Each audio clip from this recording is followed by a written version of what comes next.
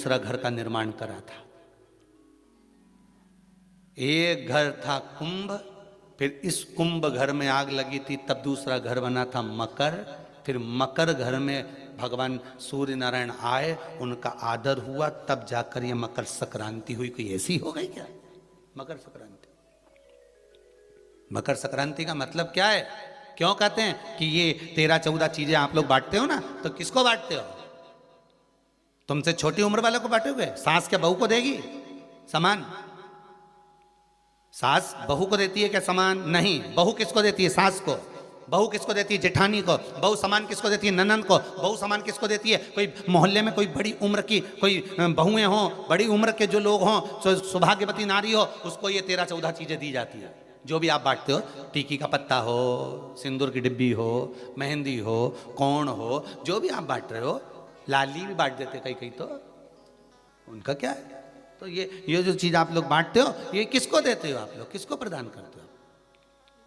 छोटे को नहीं, घर से बड़े को, जो आपके अवस्था से बड़े हैं, जो आपसे बड़े हैं, आप उनको दे रहे।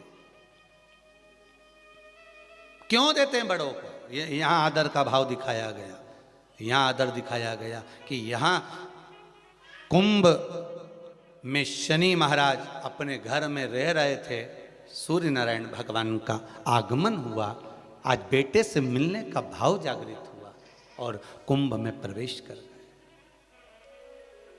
जैसे ही घर में प्रवेश करे, अब घर में प्रवेश करे तो आदर का भाव होना चाहिए था महाराज,